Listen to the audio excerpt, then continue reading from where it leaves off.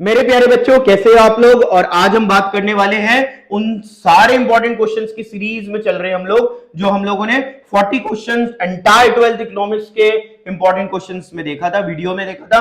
और उस वीडियो को करवाने के बाद, देने के बाद आप लोगों को मैंने कहा था कि वो सारे क्वेश्चन हम लोग वन बाय वन पढ़ेंगे। मगर आज ना, कुछ भी पढ़ाने से पहले मैं चाहता हूं कि आप लोगों से कुछ शेयर करूं, मतलब कि मन की बात मन तक। तो कुछ बात मैं आप लोगों से करने वाला हूं, जरा क्या है मन की बात है, जरा ध्यान से सुनना।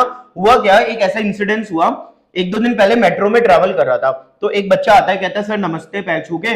मैंने कहा नमस्ते बेटा। उसने याद दिलाया, सर 4 साल पहले मैं आपके बैच में हुआ करता था और ये मेरा नाम है। मैंने कहा हाँ बेटा, याद आ गया मुझे, और कैसे हो, सब बढ़िया बढ़िया सब हुआ। उसने कहा कि सर पूरे स्कूल में ना, एंटायर स्कूल में हम लोग इतने ज्यादा शैतान बच्चे थे, मतलब कि कहते हैं ना घने शैतान वाले, मतलब तुम्हारी भाषा में नहीं बोलूंगा, घने शैतान जिन्हें कहते हैं, जो सबकी नाक में दम करते हैं। तो कह रहे सर आपका और हमारा बॉन्ड इतना बढ़िया रहता था, मतलब सारे शैतान बच्चों से आपका बॉन्ड बढ़िया रहता था, ऐसा कैसे हो पाता था सर।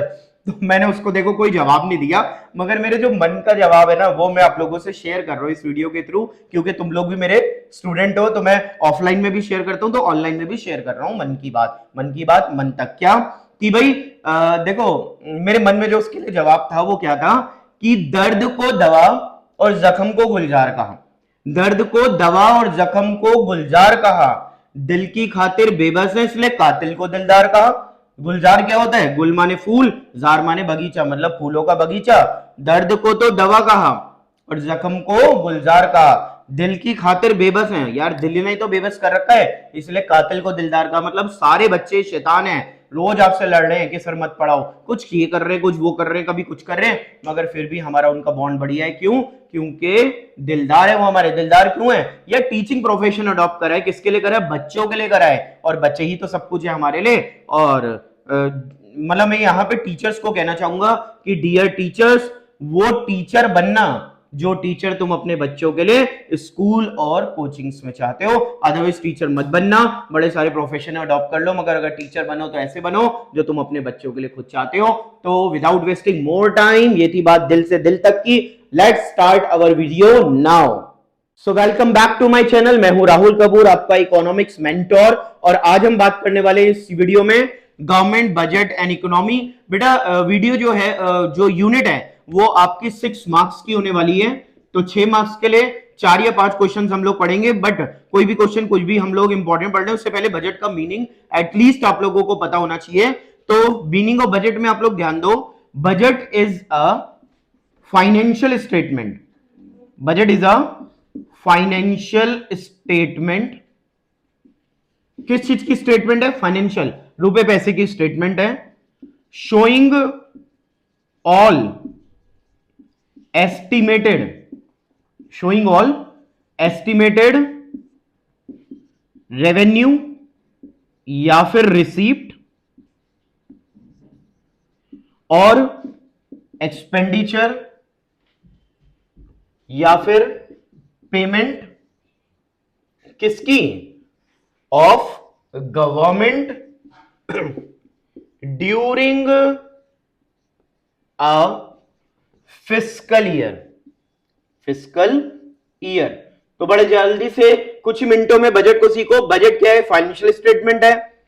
सारे किसको शो कर रही है? एस्टिमेटेड, एक्चुअल नहीं है, एस्टिमेट है। पहले से अंदाजा लगा रहे हो किस चीज का एस्टिमेशन है?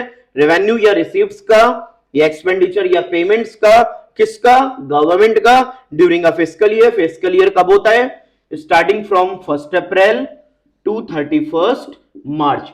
तो एक फिस्कल ईयर में गवर्नमेंट की जितनी भी एस्टिमेटेड रेवेन्यू, रिसीप्ट या फिर एक्सपेंडिचर, पेमेंट्स हैं, उनको फाइनेंशियली हम जिस स्टेटमेंट में क्या करते हैं? रिकॉर्ड करते हैं। That is all called budget. ये हमारा क्या कहलाता है? बजट कहता है। तो this is only about the budget. Pause the video and note it down the meaning of the budget. So moving on to the first topic of the government budget, which is objective of budget. देखो budget के objective जो है ना, वो 4 हैं, एक एक करके प्यार से सरल भाषा में पढ़ते हैं। पहला ऑब्जेक्टिव है री एलोकेशन ऑफ रिसोर्सेज, मतलब इकोनॉमी में गवर्नमेंट के पास जितने भी रिसोर्सेज हैं उन्हें री एलोकेट करो, दोबारा से बांटो, लगाओ ऐसे कि वो क्या करें? वो इकोनॉमी के अंदर 2 बातों का ध्यान रखें। क्या? कि सोशल इकोनॉमिक ग्रोथ दोनों होना चाहिए, मतलब सोशल ग्रोथ। सोशल इनइक्वालिटी भी बनी रहे, सभी को इक्वालिटी के साथ में क्या हो, बेनिफिट मिले, और इकोनॉमिक ग्रोथ भी बनी रहे, और देश भी ऊपर भी आना चाहिए, पहली बात। दूसरा, more resources to given to socially productive sector. जितने भी ऐसे प्रोडक्शन के सेक्टर हैं जो सोशली प्रोडक्टिव सेक्टर है, मतलब कि वो क्या कर रहे हैं, वो ऐसी कमोडिटीज को प्रोड्यूस कर रहे हैं जो कि क्या करे जा रहे हैं, कंज्यूमर गुड्स ज्यादा है, वो कंज्यूमर ज्यादा क्या करते हैं, यूज करते हैं, नेसेसिटी गुड्स हैं, तो उनको रिसोर्सेज दो। प्रोड्यूसर ऑफ नेसेसिटी प्रोडक्ट्स, जितने भी नेसेसिटी गुड्स हैं, एग्रीकल्चर प्रोडक्ट हैं, उनको must be provided more resource. First आप अपने रिसोर्सेज, गवर्नमेंट जो है अपने बजट के अंदर अपने रिसोर्सेज उन प्रोड्यूसर्स को ज्यादा दे जो नेसेसिटी गुड्स, कौन से गुड्स को क्या बनाते हैं, नेसेसिटी गुड्स को बनाते हैं। Heavy taxes on goods like liquor, cigarette, luxury goods. सरकार क्या करे, शराब, सिगरेट और लग्जरी गुड्स, इन पे ज्यादा क्या लगाए, टैक्स लगाए, ताकि टैक्स लगाए मतलब वहां से रेवेन्यू आए, और उस रेवेन्यू, क्योंकि रेवेन्यू फाइनेंस भी तो क्या है, रिसोर्स है ना, वो आया हुआ पैसा कहां पे लगे, नेसेसिटी गुड्स पे। लो टैक्सेस, टैक्स कम लगे। सब्सिडीज दे, किसको, product like khadi and handloom, जो देश का पुराना व्यापार है, खादी है, हैंडलूम है, और जितने भी हमारे कंज्यूमर गुड्स हैं, उनको बनाने वालों को अब लो टैक्स लगाओ और सब्सिडी दो।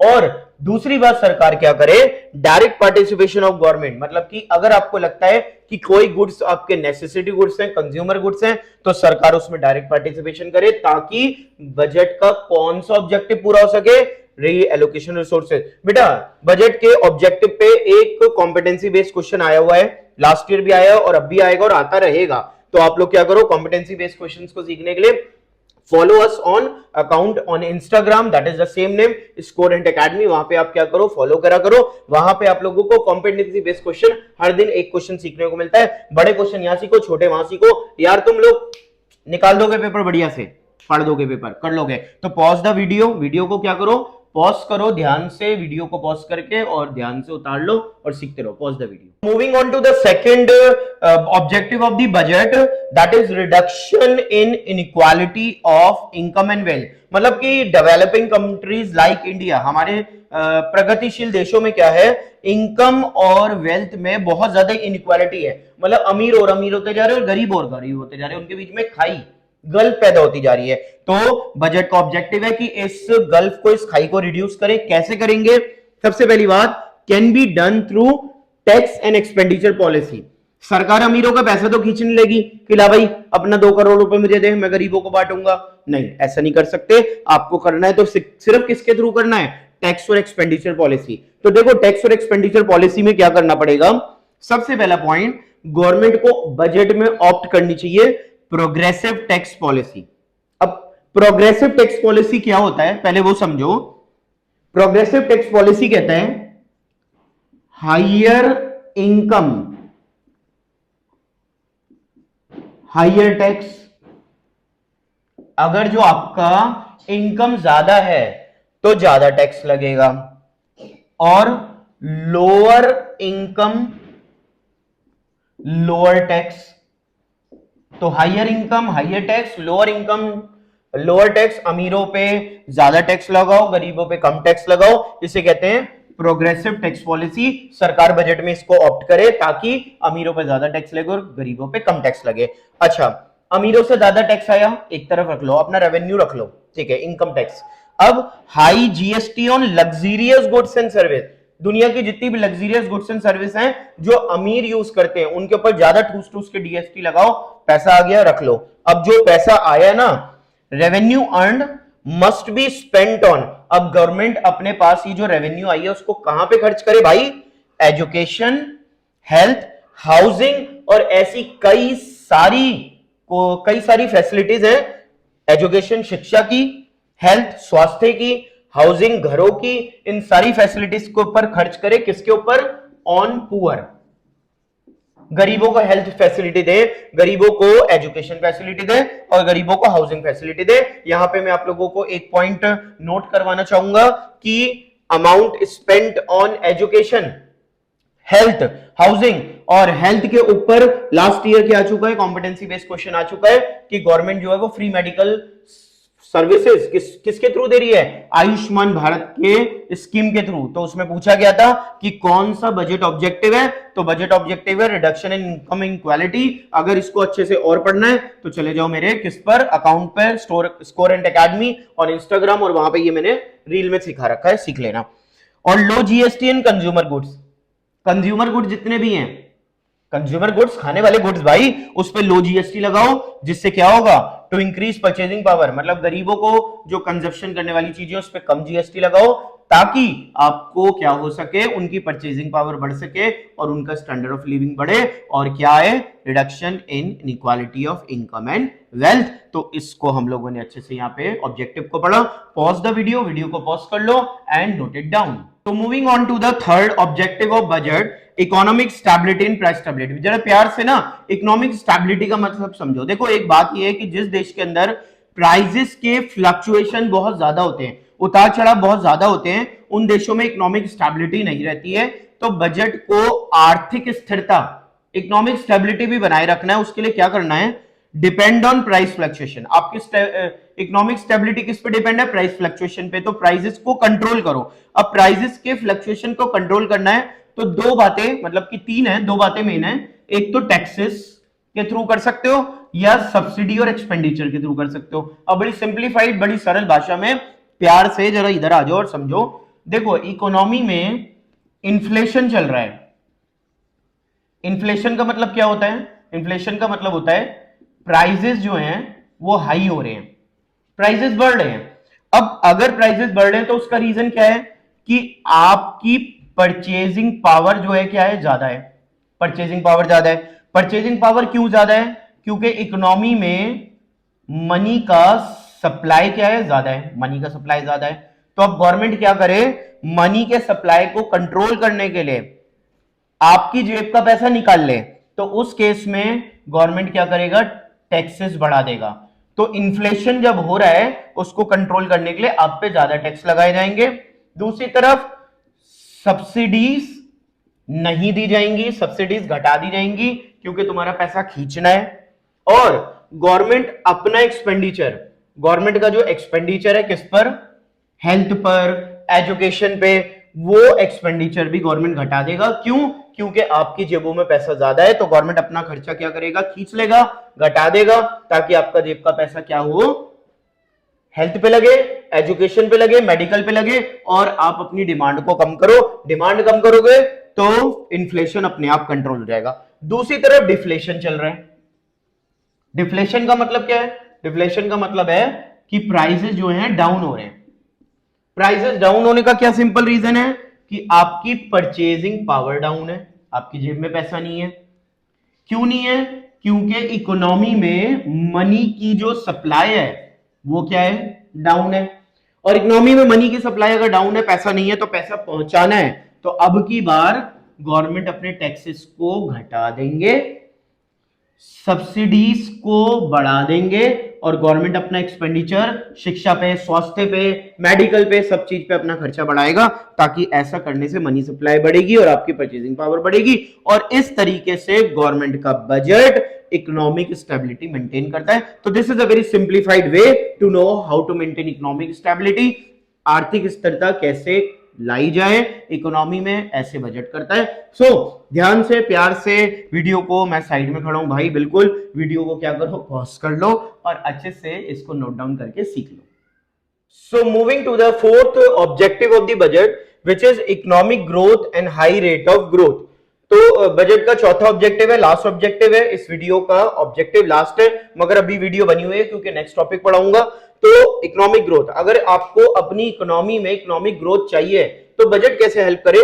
तो देखो इकोनॉमिक ग्रोथ का सिंपल फंडा है, maintain consistent rise in GDP. जिस देश का जीडीपी कंसिस्टेंटली फ्लो क्या रहता है? राइज रहता है, बढ़ता रहता है, उसे कहते हैं इकोनॉमिक ग्रोथ वाली कंट्री। तो उसके लिए गवर्नमेंट क्या करे? सेविंग और इन्वेस्टमेंट को मोटिवेट करे, क्योंकि सेविंग और इन्वेस्टमेंट जो है वो इकोनॉमिक ग्रोथ और जीडीपी ग्रोथ और प्रोडक्शन का बेस लाइन है। सेविंग नहीं होगी, इन्वेस्टमेंट नहीं होगी, तो प्रोड्यूसर कैसे क्या करेंगे? जीडीपी कैसे बनाएंगे? तो सरकार क्या करे? प्रोड्यूसर्स को टैक्स रिबेट्स दे। प्रोडक्शन को इंक्रीज करना ना, तो अलग अलग तरीके की कमोडिटीज के प्रोडक्शन में टैक्स रिबेट दो, टैक्स की छूट दो। टैक्स हॉलीडे दो, उन्हें कह दो कि आप अगर क्या करते हो, अगर आप जाते हो उस जगह और वहां पे अपना प्लांट लगाते हो तो आपको हम टैक्स हॉलीडे देंगे, आप 1-2 साल तक टैक्स ना भरो, चलेगा। High rate of interest on deposit, government लोगों को प्रमोट करे कि आप अपना डिपॉजिट बैंक में कराओ, उसके लिए हाई रेट ऑफ इंटरेस्ट मिलेगा, जिससे कि सिंपल सीधी क्या बढ़ेगी, सीधी बढ़ेगी आपकी सेविंग। तो इस तरीके से सेविंग बढ़ेगी। और अगर आप टैक्स हॉलीडे दोगे और लोगों को कहोगे कि जाओ बैकवर्ड एरियाज में अपने प्लांट लगाओ, तो इससे रीजनल इनइक्वालिटी भी डाउन होगी, ये भी दिमाग में बात रखना। डेवलपमेंट एक्सपेंडिचर गवर्नमेंट अपना बढ़ाए, जैसे bridge, dam, road, basic amenities, इन सब पे अपना डेवलपमेंट एक्सपेंडिचर बढ़ाए। क्यों? क्योंकि infrastructure is the backbone of the economy. यहां पे एक चीज और यहां पे ऐड करता हूं, जैसे कि मेट्रो पे क्यों लिखा मैंने भाई मेट्रो, क्योंकि 24-25 के पेपर में क्वेश्चन पूछा गया, कॉम्पिटेंसी बेस्ड क्वेश्चन, कि स्मार्ट सिटीज के अंदर गवर्नमेंट क्या कर रहा है, मेट्रो पे पैसा लगा रहे हैं, तो बताओ ये पैसा जो मेट्रो के कंस्ट्रक्शन पे लगा, what kind of objective of budget, तो याद रखना it is a kind of objective economic growth. क्यों? क्योंकि मेट्रो जो है वो ट्रांसपोर्टेशन को क्या करेगी, बढ़ावा देगी, और ट्रांसपोर्टेशन आगे चल के प्रोडक्शन और प्रोड्यूसर्स को आपस में जोड़ेगी। इससे क्या होगा, सारे इकोनॉमी के सेक्टर्स आपस में प्रोडक्शन ट्रांसपोर्टेशन बढ़िया होने से जुड़ते हैं और इकोनॉमिक ग्रोथ बढ़ता है। तो this is the last objective. बने रहे वीडियो पे और pause the video and note it down. So moving on to the next topic of this chapter unit, that is difference between revenue received and capital received. तो सरकार की जो receipt है वो भी दो तरीके की है, रेवेन्यू एंड कैपिटल, और एक्सपेंडिचर भी दो तरीके के, और दोनों को आपको पता होना चाहिए। रेवेन्यू रिसीप्ट्स और कैपिटल रिसीप्ट्स के बेसिक डिफरेंस मैंने पहले लिख दिए। I just want to save your time, आपका समय बचाना है मुझे। रेवेन्यू रिसीप्ट कौन सी है?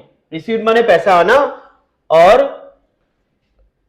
कैपिटल रिसीप्ट कौन सी है? मतलब पैसा आना मगर रेवेन्यू नेचर और कैपिटल नेचर। तो revenue receipt neither create liability, पैसा तो आया तो सही मगर कोई लायबिलिटी क्रिएट नहीं हुई, नो रिड्यूस एसेट्स, और ना ही कोई एसेट्स घटा। तो मतलब कि आपने पैसा जो आया वो क्यों आया, बिकॉज ऑफ योर सर्विसेज, आपने कुछ अपनी सेवाएं दी या आपने टैक्स कलेक्ट करा, तो पैसा तो आता हुआ दिखा मगर ना ही कोई एसेट्स घटी ना लायबिलिटी बढ़ी। मगर on the other hand capital receipts क्या है, आइदर क्रिएट एसेट, या तो बेटा एसेट्स लायबिलिटी क्या होगी, बढ़ेगी, लोन ले लिया, अब पैसा तो आ रहा है मगर बोरिंग्स लायबिलिटी इंक्रीज हो गई, अदरवाइज रिड्यूस एसेट, या तो आपने क्या करा, अपनी कोई बिल्डिंग, अपना लैंड, कोई भी अपनी पब्लिक सेक्टर यूनिट सरकार ने बेच दी, तो एसेट्स क्या हो गई, डाउन हो गई, पैसा आ गया। ये रेगुलर इन नेचर, हम जब अब किसी को सर्विसेज दे रहे हैं, जीएसटी चार्ज कर रहे हैं, इनकम टैक्स चार्ज कर रहे हैं, हर साल आता है, रेगुलर है, और रेकरिंग है, रेकरिंग मतलब हर साल आने वाला, हर टाइम पीरियड के बाद आने वाला। इरेगुलर क्यों, लोन्स बार बार नहीं लिए जाते, बोरिंग्स बार बार नहीं ले रही सरकार, तो ये इरेगुलर नेचर का है और नॉन रेकरिंग है। नो ऑब्लिगेशन, सरकार रेवेन्यू रिसीव जो पब्लिक से लेती है ना, कोई ऑब्लिगेशन नहीं है सरकार के ऊपर, क्यों, टैक्स लेती है, उसके बदले में कोई डायरेक्ट ऑब्लिगेशन नहीं कि वो आपको कुछ पे करेगी। मगर इन केस ऑफ बोरिंग, अगर गवर्नमेंट बोरिंग करती है, कर्जे लेती है आईएमएफ से, वर्ल्ड बैंक से, स्टेट गवर्नमेंट लेती है सेंट्रल गवर्नमेंट से, तो उसको बोरिंग को चुकाना है, मतलब कि वो रीपेमेंट करनी है। टैक्स रेवेन्यू, इनकम टैक्स और जीएसटी, और non tax revenue interest received, fees, challan, जो हम लोग क्या कर रहे हैं, रेड लाइट क्रॉस कर रहे हैं तो चालान कट रहा है ना, तो सरकार के पैसा जा रहा है पास, मगर सरकार की ना कोई लायबिलिटी बढ़ रही है ना एसेट्स घट रहा है, रेवेन्यू नेचर। यहां पे दो बातें, बोरिंग्स और डिसइन्वेस्टमेंट। डिसइन्वेस्टमेंट का मतलब सरकार अपनी पब्लिक सेक्टर यूनिट्स को प्राइवेट हाथों में बेच रही है, तो पैसा तो आ रहा है मगर भाई उनकी एसेट्स घट रही है। तो this is the basic difference, जरूर याद रखें, कोई ना कोई क्वेश्चन जरूर आता है। So pause the video and note it down, एक बार पॉज कर लो और वीडियो को नोट डाउन कर लीजिए। प्यारे बच्चों, अब हम लोग बढ़ रहे हैं रेवेन्यू एक्सपेंडिचर और कैपिटल एक्सपेंडिचर की तरफ। अब की बार एक्सपेंडिचर मतलब खर्चा जा रहा है, पेमेंट हो रही है, वो भी दो तरीके की है, रेवेन्यू और कैपिटल। रेवेन्यू एक्सपेंडिचर मतलब पैसा तो जाएगा, नाइदर क्रिएट एसेट्स, मगर कोई एसेट्स नहीं आएगी, नो रिड्यूस लायबिलिटी, ना ही कोई लायबिलिटी चुकाओगे, तो ना एसेट्स घटते ना लायबिलिटी बढ़ती है, रेवेन्यू है। आइदर क्रिएट एसेट मतलब पैसा तो गया मगर कोई एसेट्स बढ़ गया, भाई आपने लैंड खरीदा, आपने बिल्डिंग खरीदी, आपने बाहर से क्या करे, मिसाइल्स मंगाई, एसेट्स बढ़े, या फिर आपने अपना कोई लोन चुका दिया, तो पैसा तो जा रहा है मगर लायबिलिटी क्या हो गई, कम हो गई। रेगुलर इन नेचर, ये रेवेन्यू एक्सपेंडिचर रेगुलर नेचर का है, क्यों, क्योंकि ये रनिंग ऑफ डिपार्टमेंट, सरकार के जितने भी डिपार्टमेंट है, rail department, finance department, so many departments are there, बहुत सारे डिपार्टमेंट है, उन सबकी रनिंग के लिए खर्चा किया जाता है, डे टू डे लाइफ का। इरेगुलर है, आए दिन आप लोग क्या नहीं करोगे, आए दिन किसी से क्या नहीं मंगाओगे, जेट फ्लाइट नहीं मंगाओगे, आए दिन आप मिसाइल्स नहीं मंगाओगे। नॉन रेकरिंग नेचर का है क्योंकि एक्विजिशन ऑफ असेट्स बहुत ड्यूरेशन के बाद, एक टाइम पीरियड के बाद होता है, रोज रोज ये खर्चे नहीं होते। Salary, pension, interest etcetera revenue के एग्जांपल हो गए। सरकारी स्कूल, गवर्नमेंट स्कूल, सरकारी हॉस्पिटल, गवर्नमेंट हॉस्पिटल के टीचर्स, डॉक्टर, जजेस, एवरीवन, जितने भी गवर्नमेंट डिपार्टमेंट है सबकी सैलरी, पेंशन, इंटरेस्ट एक्सेट्रा। सरकार ने रीपेमेंट ऑफ बोरिंग, मतलब कि मान लो हमारी गवर्नमेंट ने वर्ल्ड बैंक से लोन ले रखा है, तो पैसा पहले आया था, रेवेन्यू पैसा आया था ना, तो रिसीप्ट था, अब आप क्या कर रहे हो, उसी लोन को चुका रहे हो, तो this is called repayment of boring. या फिर सरकार ने क्या करा, दिल्ली मेट्रो प्रोजेक्ट बनाया, तो if the government made Delhi metro project और metro in the other cities, अलग अलग सिटीज में सरकार ने मेट्रो बनाई, तो सरकार की कैपिटल एसेट्स क्या हो गई, बढ़ गई, तो ये कौन है, कैपिटल एक्सपेंडिचर। याद रखना, इस पे कॉम्पिटेंसी बेस्ड भी क्वेश्चन पूछा जा सकता है, क्या कि मेट्रो, डैम, ट्रांसपोर्ट, ब्रिज, जितने भी खर्चे हैं वो सरकार के किस तरीके के एक्सपेंडिचर है, तो वो कैपिटल एक्सपेंडिचर होते हैं, ध्यान रखना है। पॉज द वीडियो पॉज करो, नोट डाउन करो, और वीडियो में अब लास्ट टॉपिक की बढ़ने वाला हूं, और लास्ट टॉपिक सिखा के पूरा चैप्टर 6 मार्क्स की यूनिट 4 क्वेश्चंस में खत्म कर रहा हूं, तो भाई वीडियो को पॉज कर लो और आराम से उतार लो और सीखते जाओ। जैसे जिंदगी भर नहीं भूलेंगे बरसात की रात, इस गाने में जिंदगी भर नहीं भूलेंगे बरसात की रात, ऐसे ही फिस्कल डेफिसिट को ऐसी एक ट्रिक से सिखा दूंगा, जिंदगी भर नहीं भूलोगे तुम। कैसे, याद करो और ध्यान दो, नहीं याद करो तो ध्यान दो और समझो मेरे साथ कि फिस्कल का मतलब क्या होता है। फिस्कल का मतलब होता है राजकोषीय। राजकोषीय हिंदी मतलब क्या है, राजकोषीय मतलब राजा का कोष, राजा का खजाना। तो भाई राजा के खजाने का घाटा है ये, डेफिसिट माने घाटा होता है। अब मुझे एक बात बताना कि तुम्हारे घर में जो तिजोरी रखी है, जो तुम्हारे लॉकर है, उसमें जो तुम पैसा रखोगे वो पैसा कमाई रखोगे, अपनी रेवेन्यू रखोगे, या लोन लो के रखोगे? तो सिंपल आंसर दिल क्या दे रहा है कि सर कमाई रखेंगे, रेवेन्यू रखेंगे, लोन नहीं लेके रखेंगे। तो वहीं पे बात समझ लो कि आज हमें इस घाटे में लोन कंसीडर नहीं करने, हमें घाटा निकालने किस चीज का, अपने रेवेन्यू का, अपनी कमाई का और अपने कोष का, राजकोषीय। तो मैंने कहा ना जिंदगी भर नहीं भूलोगे फिस्कल डेफिसिट का मतलब। तो फिस्कल डेफिसिट का मतलब क्या है कि जब total expenditure both revenue plus capital ज्यादा हो जाएगा, किससे, टोटल रिसीव्स एक्सक्लूडिंग बोरिंग्स। तो बोरिंग को हटा दो और जितनी भी आपकी रिसीव्स है वो रिसीव्ट कम पड़ रही है और आपके एक्सपेंडिचर ज्यादा हो रहे हैं। तो जब जब एक्सपेंडिचर ज्यादा होगा और रिसीव्ट कम होगा तो उसको हम लोग हमेशा डेफिसिट ही कहते हैं। क्या कहते हैं उसे हम, डेफिसिट कहते हैं, घाटा कहते हैं। और डेफिसिट फिस्कल क्यों हुआ, क्योंकि वो राज के कोषीय का घाटा है, उसमें हमने एक्सक्लूडिंग बोरिंग। तो आज के बाद बात भूलना कभी कि सर बोरिंग इंक्लूड क्यों नहीं करा था, क्योंकि हमें खजाने का घाटा लेना है। Fiscal deficit total expenditure minus total receive without borings. अब इसके इंप्लीकेशन क्या है, सबसे पहली बात कि ये डेट ट्रैप्ड, आप डेट ट्रैप में फंस जाओगे। आपकी इकोनॉमी, आपका जो सरकार है वो फिस्कल डेफिसिट की वजह से डेट ट्रैप में फंसेगी। क्यों, क्योंकि आपको जो पुराने लोन है उन पे इंटरेस्ट पे करना है। इंटरेस्ट का पेमेंट क्या है, रेवेन्यू डेफिसिट क्रिएट करेगा। आपको नए लोन लेने पड़ेंगे पुराने लोन चुकाने के लिए, और जब आप पुराना लोन के लिए नया लोन, नए लोन फिर नया लोन, ऐसे लोन पे लोन चढ़ता जाएगा और डेट ट्रैप आएगा। आप जब लोन लोगे तो गवर्नमेंट क्या करेगी, जितना भी लोन लेगी उससे गवर्नमेंट क्या करेगी, प्रोजेक्ट में लगाएगी। तो मनी सप्लाई इंक्रीज हो जाएगी इकोनॉमी में, और मनी सप्लाई के इंक्रीज होते ही आपकी परचेसिंग पावर बढ़ते ही रातों रात इन्फ्लेशन आएगी, मतलब कि प्राइसेस बढ़ जाएंगे, फॉरेन डिपेंडेंसी बढ़ जाएगी। भाई क्यों नहीं बढ़ेगी, इतने ज्यादा अगर फॉरेन गवर्नमेंट से लोन लोगे तो आप सेल्फ रिलायंस नहीं रह पाओगे। आप सेल्फ रिलायंस नहीं रहोगे, आप डिपेंडेंट रहोगे किस पे, फॉरेन गवर्नमेंट पे। और जब इतना सब कुछ करोगे तो ऑब्वियस सी बात है फाइनेंशियल बर्डन देश के बढ़ जाएंगे और आपकी फ्यूचर जो ग्रोथ है वो हैम्पर होगी। So it is all about the topic fiscal deficit and it's implication, and this is the last topic of the unit. 6 marks की यूनिट के लिए 4 क्वेश्चन सिखाए आप लोगों को, बढ़िया से मस्त तरीके से कर लो और 6 मार्क्स पेपर में अपने पक्के कर लेना। सो आई एम लीविंग नाउ, मैं अब वीडियो को ओवर कर रहा हूं। Pause the video and note it down and learn more and more, सीखते रहो।